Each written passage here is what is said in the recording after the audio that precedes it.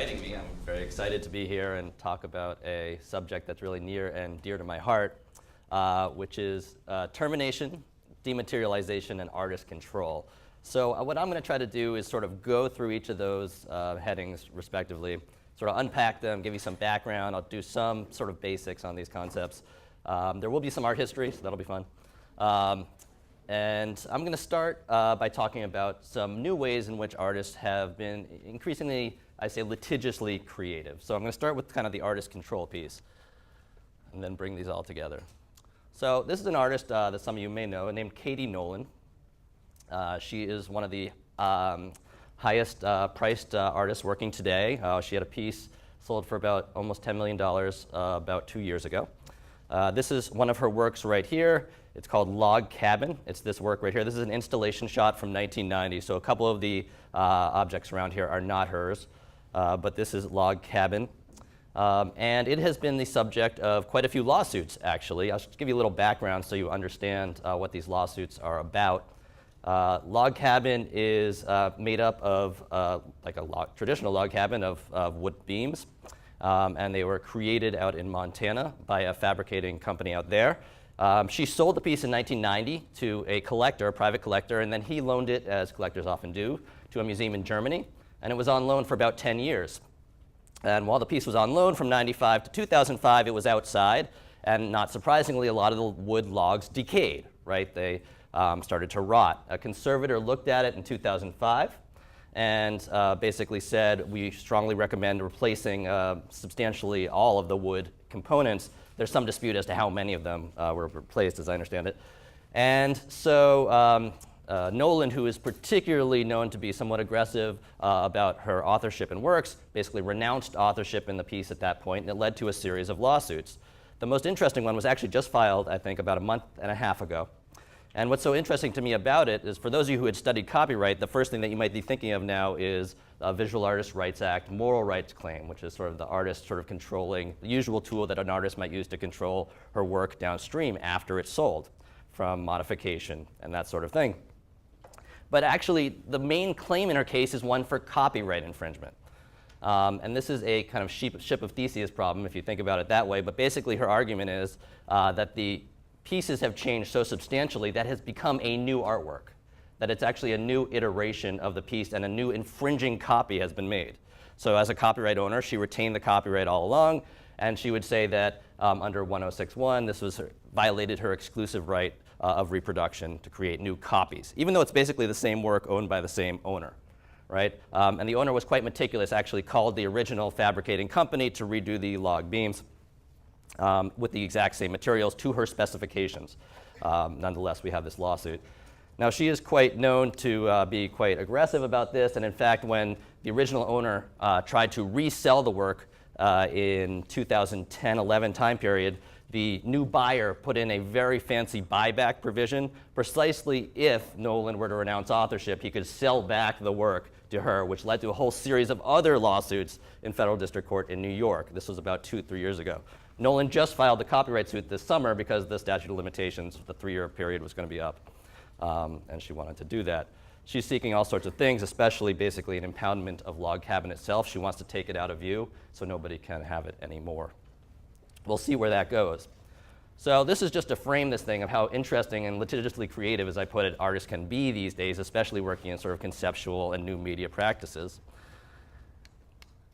But this is nothing new, really, and we have conceptual artists, some very interesting disputes that have been happening for a long time. And this is an artist named Donald Judd, but more importantly, it's a collector named Giuseppe Ponza, who back in the late 70s and late 60s and 70s was really one of the first people collecting conceptual artwork. And you might be sitting here saying, well, how do you collect conceptual artwork? By definition, it's conceptual. Well, he would basically acquire plans.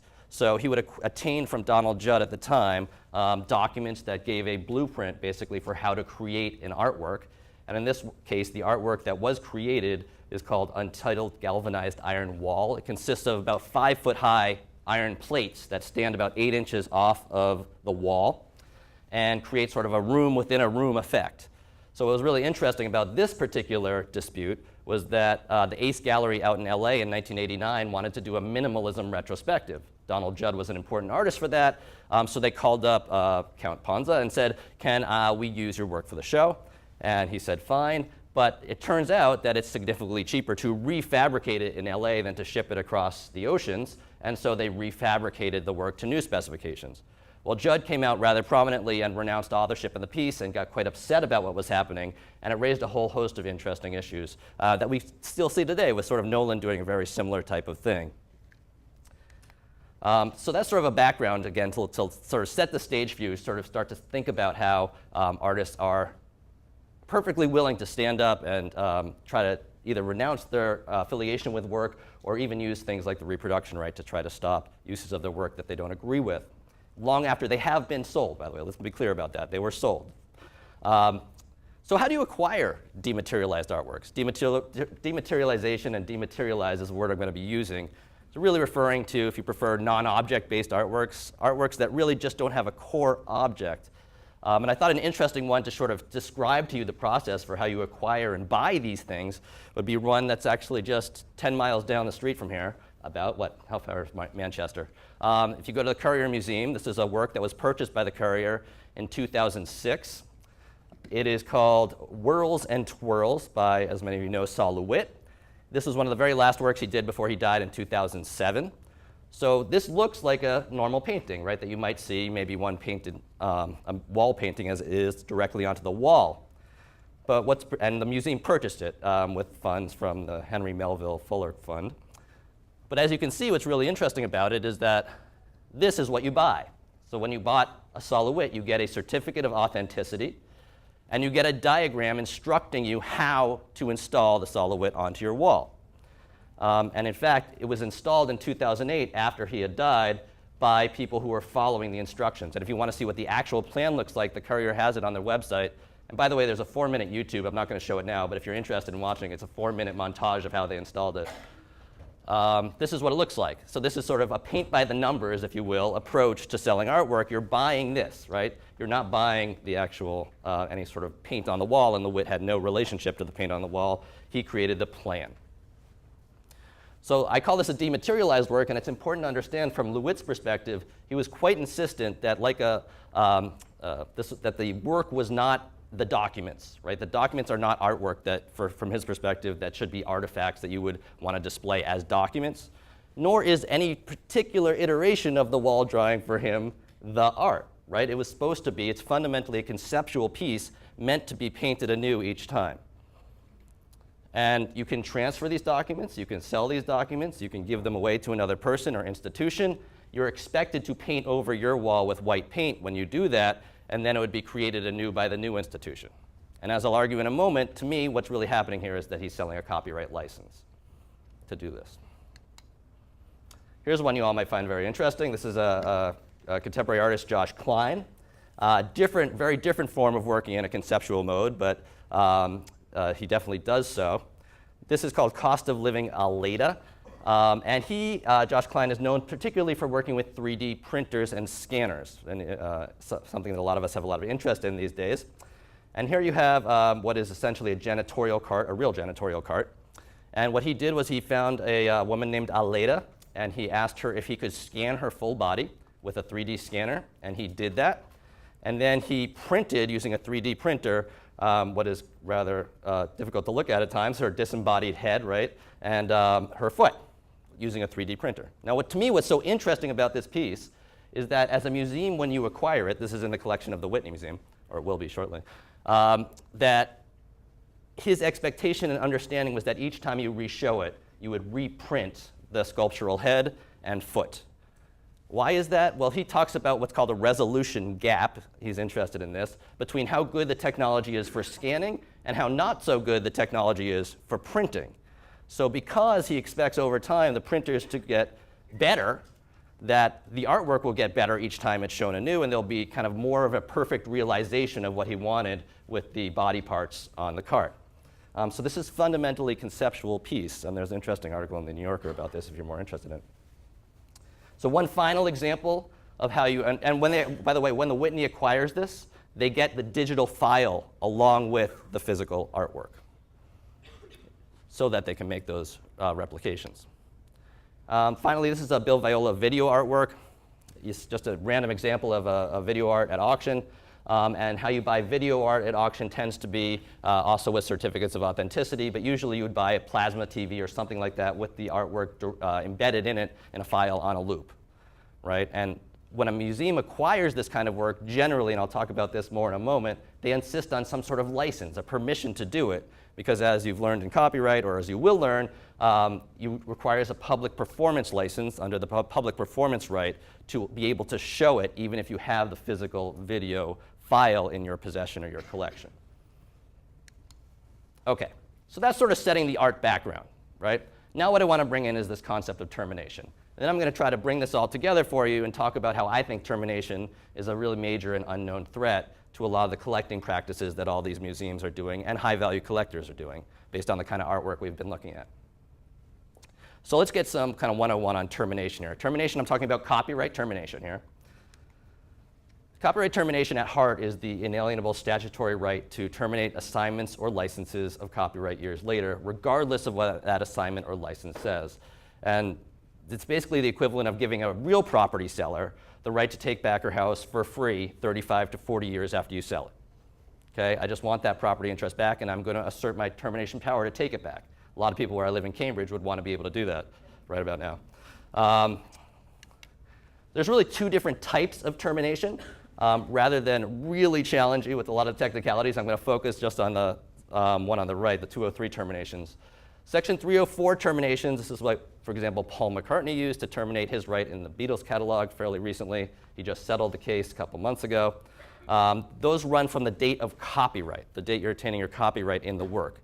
By contrast, these Section 203 terminations, those are going to be used with newer works. And those run 35 to 40 years after the date of the assignment or the license of the work that you did. So there's a difference there. You're not running it from the date that the copyright was attained in the work, but from the date that you conveyed the right or permission to somebody else. They're only for post-78 grants, and now you can see why suddenly 203 terminations are starting to be the subject of a lot of discussion and litigation, because they began on January 1st, 2013, which is 35 years from the date you could start creating assignments that are terminable under the Copyright Act. That's 35 years from 1978, when the Copyright Act went into place, that we practice under today. And that's going to be the focus of the remainder of what I'm talking about. So some phrases used to describe termination, you see in the scholarship and the cases: daunting, formalistic and complex, obscure. Somebody called them almost incomprehensible on their face. Have fun studying them.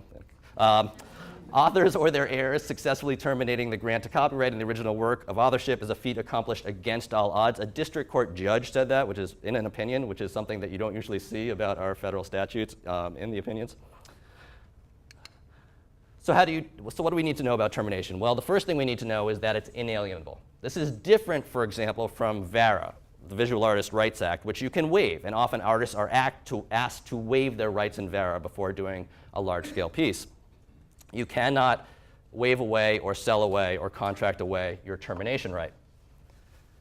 The other thing that's really important to know is that there's an elaborate statutory succession scheme. Now, this is really interesting because, and it's going to depend on your marital status, whether you're married when you died, how many kids you have. But what's really interesting about this is we're used to testamentary freedom, right? You have a copyright, and you're generally able to put in your will who you want to get that copyright. Not so termination. Congress decided exactly who would get the termination power. And a lot of the termination disputes that you see after death involve sort of warring factions, some of whom were left out of the will, and some of whom got the termination power through statutory succession and fight against the people who left them out the will to try to gain power back in the copyright. So there's a really interesting kind of warring faction situation that ends up because of this Congress's somewhat odd decision to mandate who's going to get the termination power when you die. Some key exceptions to termination: works made for hire, which some of you just learned about recently, I understand, are not subject to termination. That could be quite important in the future if artists start creating things more as works made for hire. Grants made by someone other than the author, transfers by will, and derivative works made under the original grant.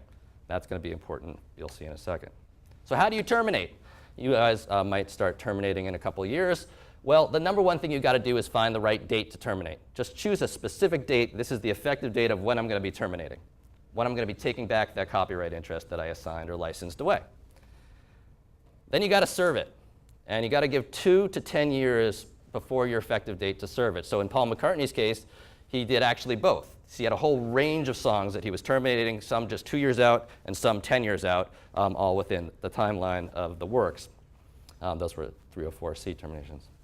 Then you have to record that with the Copyright Office. You have to serve it, right, in a real way. You have to serve those notices. There is a lot of regulations that you have to file. I recommend you would go to the CFR, have the site here. You want to really follow it to a T because the number of signatures you have to list all the works that you're going to be terminating. It gets quite technical, and you really want to make sure that you follow that directly. So enough of the boring stuff. Let's now bring this all together. How does this termination play into a tool for artist control? How could this be the kind of thing that artists who are feeling like Katie Nolan can start to use, let's say? Well, dematerialized art, at least in my argument, what I would say is that it's really dependent on copyright licensing. What you're seeing here is not really a sale of artworks per se, but a transferring of copyright permissions.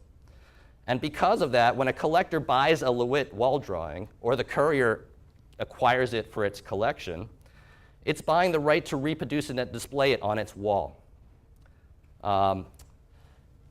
And it must be painted anew with each acquisition. Basically, those two documents are copyright licenses. They're copyright permissions given from the copyright owner to another, at least I would argue. Even more interesting, when the Whitney acquired Cost of Living Elita, the Whitney is one of the only museums in the world that has what's called a replication committee, right? This should ring IP bells in all your heads. On this replication committee sits conservators, it sits curators, and lawyer. They have a lawyer who specifically sits on this committee, and what this committee is tasked with is basically determining when and how you can recreate artworks in the future that are part of their collection. So either they would insist on Klein giving them some sort of license to reproduce these sculptural components in the future. I wouldn't be surprised at all if they insisted on that. We wouldn't know that necessarily. Or from the public statements that Klein's made in interviews in this one New Yorker article, for example, I think personally it would be quite easy for a court to read an implied license into that.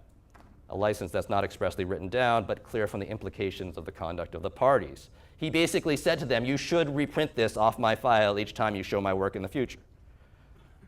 Now what's really interesting is that termination, according to some courts that have looked at it, applies as much to an express written license as to an implied license that comes from conduct. So that could be an equally terminable event if later on we'll see what Klein might do.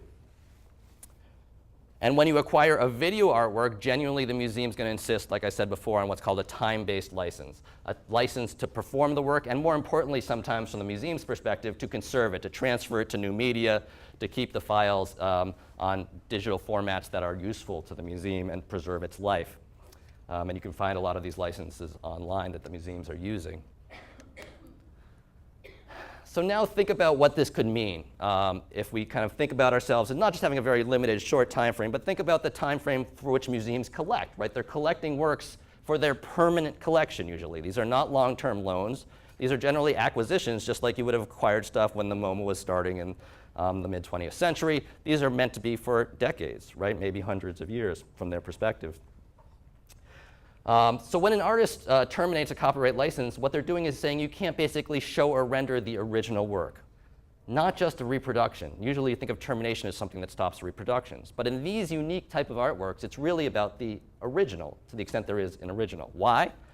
Well, let's imagine the Josh Klein artwork I showed before, that one with the somewhat dismembered head that's sitting on the cart, and quite a strong piece there.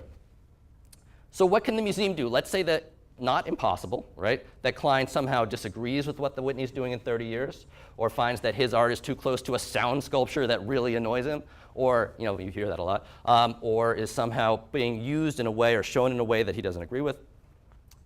Well, he could say no. He could threaten to terminate, right? And what choices would the museum then have? Well, they could show those original components, the one we saw on the cart, take them out of storage, dust them off, maybe have a conservator sort of clean them up a little bit. What's the problem with that? Well, generally that's anathema to most museums, right? They want to follow the artistic intent for the vision of what the artwork is, and to go directly in the face of what the artist said the work should and be and is, they would not want to do that. Most directors, most curators would not be willing to go that far, and basically would rather, as we get to in a second, not show it at all. So what else could they do? Well, they could take a risk, right? They could potentially violate the copyright right should somebody like Klein terminate. But we have to keep in mind here that these are risk-averse institutions, right? Some of you might be thinking about fair use and the possibility that this is a fair use claim, and we can talk about that. I'd be happy to give you my views on that. It's going to depend probably a lot on the circumstances at the time because it's such a fact-based inquiry. But museums tend to be incredibly risk-averse, and it seems to me I'd be surprised if in the face of a sort of artist exercising a statutory termination right to stop you from doing this, the museum were willing to take the position, or the board of directors or the director of the museum was willing to take the position that we're going to go ahead anyway and rely on our fair use claim. It's just not the way they tend to operate, at least from what I've seen. Finally, and this I think is the likely outcome, they won't show the work, or they will accede to the artist's demand. They will find a way to work it out with the artist, and basically this is how termination, I think, would play out as a tool for artist control. Not so much in people actively terminating and having big lawsuits, but having this power that allows them to sort of have a club to tell the museum, hey, this is how I think you should be behaving with my art, and I have the power of federal law behind me to make sure you do that. Otherwise, you're going to lose the value of this multi-million-dollar acquisition, and all of them in your collection. We're talking about very high-value artworks here. So one thing you might be scratching your heads about is why are we just starting this? Why am I talking about this now? Why haven't we seen termination before? Right? Museums have been collecting artworks forever. Why is this potentially a new kind of threat? And that's 109C, I think, is a big part of that. So for those of you who haven't studied copyright yet or haven't gotten to this provision, 1065 is the public display right. Generally, when you have a copyright, one of the things that you possess as part of the bundle of exclusive rights is the right to control how your work is publicly displayed. 109C was put in specifically for people like museums or institutions like museums. It's an exception to the public display right that says when you own a particular copy of a work, you can show it yourself. You don't need the copyright owner's permission. What does that mean in practice? It means that if you buy a Jackson Pollock, or if you buy some other true sculptural work, an object-based, traditional object-based artwork, you don't need to go to the author, the artist, to get permission to show it in your museum. You have the statutory right to do that.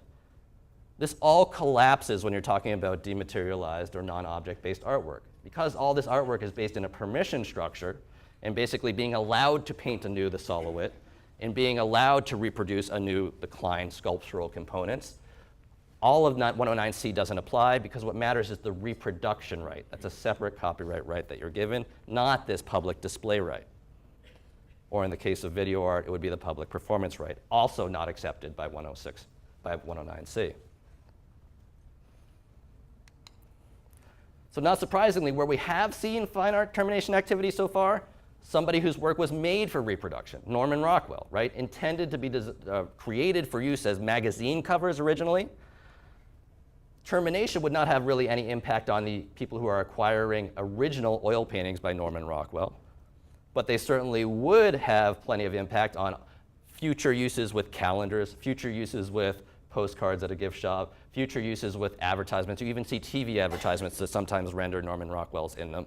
All those things would be in play. That's why there's tremendous value in the termination right, and that's where you see it in the case of fine art. I was able to find 70 notices filed by their descendants on the Copyright Office website. I'm sure there are actually more.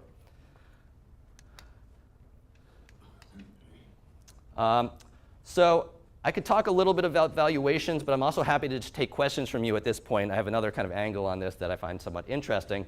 Do people have feedback, questions at this point that we can talk about, or I could just keep going into valuation depending on how you're thinking about this? What do we think? Yeah. Do you have a sense how many of these are litigated? Like when you first mentioned Paul McCartney, like, oh, the case descendants, like, there shouldn't be a case. You know what I mean? Like it was clear enough there would be a case, but they're all going into litigation. So the McCartney case is really interesting. The litigation, as I understand it, had to do with, there was a weird British copyright rule or ruling that said that although the US termination power might trump contracts in the US, it can still be a breach of contract under British contract law. And as I understand it, McCartney got into an oral dispute with somebody at a concert who was representing Sony, the music studio, and brought the suit to sort of clean up that issue. And ultimately they settled. I don't know exactly, it's confidential, we don't know how they settled. But it's really difficult to tell. I mean, the anecdotal evidence is that a lot of songwriters and musicians have used this just to negotiate new contracts and never got to the litigation stage. Then again, we do have some opinions that have been coming out regarding termination. That'll be in your copyright book when you get to it. So yeah, I'd say my guess is a very low percentage are actually litigated. Yeah? For the statutes that you mentioned, did the legislators at the time that they created those statutes, did they anticipate an art scene like this, like of deconstructed works and 3D printing, all that mumbo jumbo, basically, of the future? I mean, I can confidently say not 3D printing. I feel good about that. But it's interesting about dematerialized artworks because conceptual art was happening, right? I mean, this act was negotiated throughout the 60s and into the 70s, and a lot of the formative conceptual art practices started in 65, 66 to early 70s. So, I don't know how sophisticated these legislators were compared to that. My guess is they did not have this in mind, but it's not like there wasn't a thing called conceptual art then. There really wasn't a market for it yet, though. Panza, that's the Italian count that I mentioned before, was really one of the first people to start acquiring and making a market for conceptual art. So although conceptual art existed at the time of the negotiations of the Copyright Act, I don't really think there was really a market for it that would have impacted the congressman. But that's just speculation. Any other thoughts on this? Yeah? The Klein work. Does he have any plans for migrating to like a new file format? Because what's going to happen, 5, 10, 15 years from now, at some point those files might not reproduce correctly. Does he have any promise? I don't, yeah. It's a great question. I don't know what his particular intent was with this particular piece for file format. I can tell you that the replication committee considers that, and that part of the conversations they have, so they literally bring the artist in at the point of acquisition. They sat with Klein, and they will say things like, if this file format should start to either decay or not be as useful anymore, should we transfer it to a new one? And his answers tended to be, yeah, whatever, that's fine. So he didn't seem to show a strong opinion about things like that, but they certainly do consider that at the replication committee. I think it's more the institution that's thinking about that nowadays than the artists themselves. That's just my sense. Yeah? I just kind of want to piggyback on this piece because it seems kind of interesting to me because of that transposition on file format could require extensive work. In my mind, it's almost like that raw data, the scans that, as you said, are far more advanced than our technology now, almost would be equivalent to a paint for to paint something versus an act, because there could be extensive work to convert to the technology that we're using now. Yeah. Backwards compatibility is always a good thing, but it's not always possible.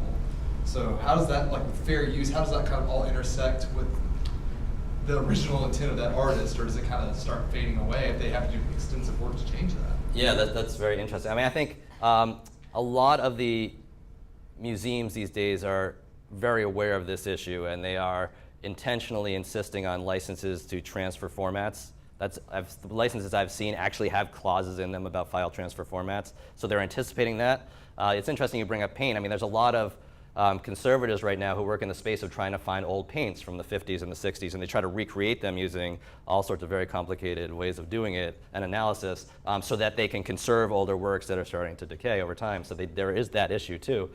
But from this perspective, the sense I get is that the museums are trying to anticipate it not with fair use, but with permissions, just getting it straight out because they don't want to have to rely on fair use.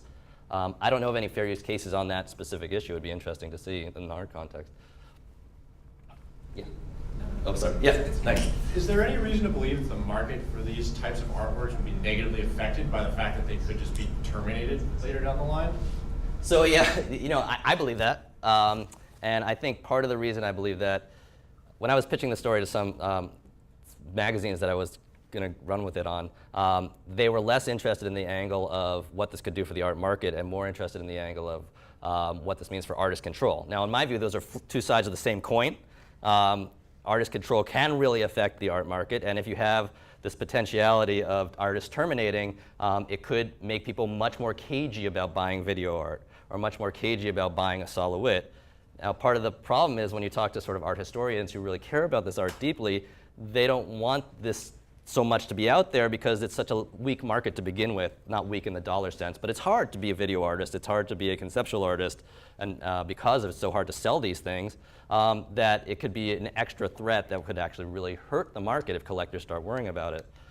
This actually allows me to make that quick point I wanted to make, which is that even if the market doesn't change in the future, or it does change in the future, it should be having an impact now because of the importance of fine art valuation.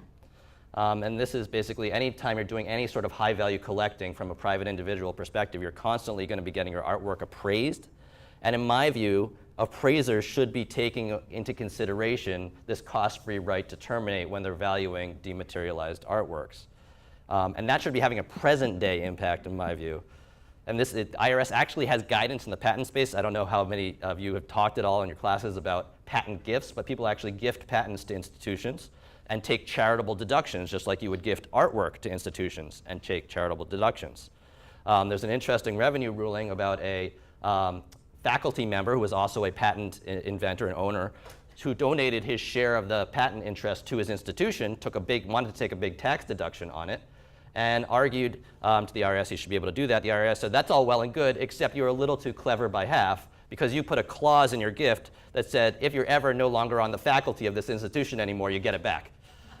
Now, I don't know if you had tenure or not, it doesn't really matter. The IRS looked at it and said, there's a non-negligible chance, that's the language of the revenue ruling, that you will not be on that faculty anymore, therefore gift denied, this wasn't a true gift, right? So I've kind of played this forward with some of the things like the Klein. This was actually a promised gift of Laura Rapp and Jay Smith, who I'm quite confident, I don't know them, will be taking some sort of attempt at a tax deduction for the value of the gift, because it's very common to do that. That the IRS, and it has an art advisory board, for those of you who are not aware of that. I was not aware of that a couple of years ago when I started researching this, but the art advisory board comes out and can challenge art appraisals that it believes are wrong. And so it would not shock me if at some point they start thinking about termination, probably after one termination case in the art field becomes high profile. I think that will sort of be the thing that starts getting the process going more. So what's the board is for the Whitney? No, so the art advisory board is part of the IRS.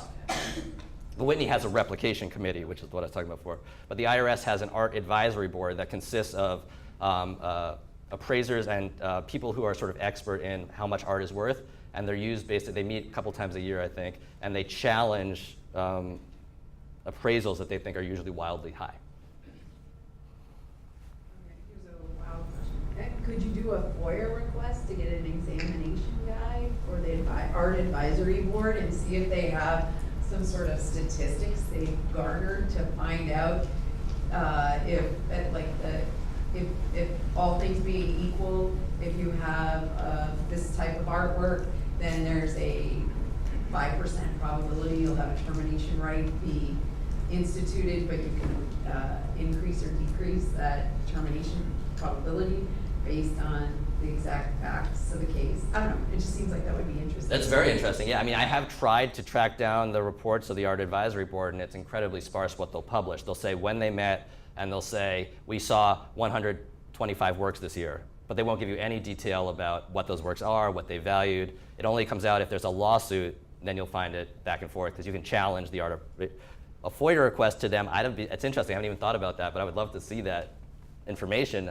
Maybe I'll think about that. That would be kind of neat. Yeah, for sure. They get to see more than we see. My suspicion is they've never thought about this. Oh. That's just a total suspicion, but I've talked to a couple of museum lawyers in preparing all this work, and most museum lawyers had studied termination in law school, but had not thought about this, or even had not seriously considered it as part of the acquisition process.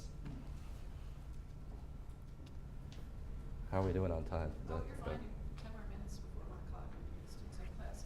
I Yeah. actually had another question now. So, in addition to getting a tax deduction, the owners wanted to increase the valuation for that. There's also like a sort of parallel thing that happens when if somebody has, like a collector has maybe 10 works by an artist, and they can get it valued by a museum really high, it elevates the value of the other 9 works for resale, like completely independent of the tax issue. So I wonder if you...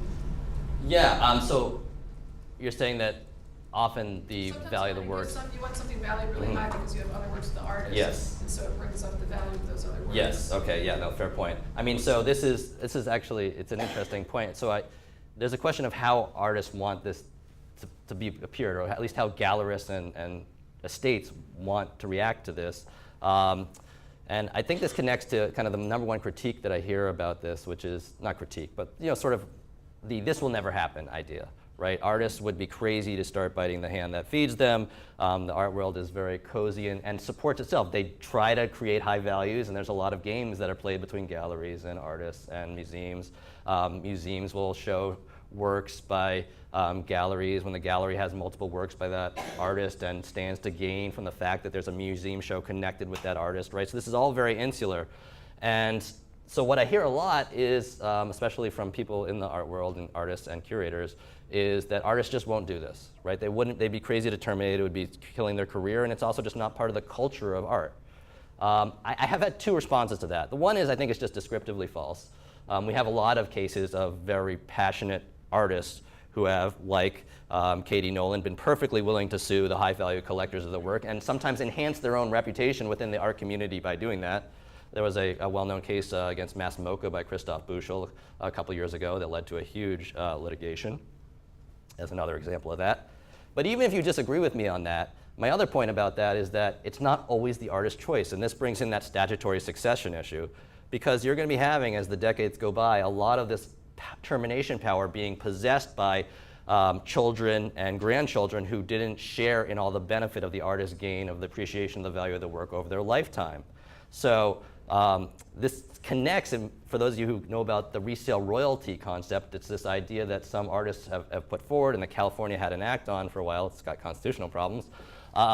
Basically, that artists should share in resales of their work in order to capture some of that value. So if you resell a work, 5% or something like that of the gain should go to the artist.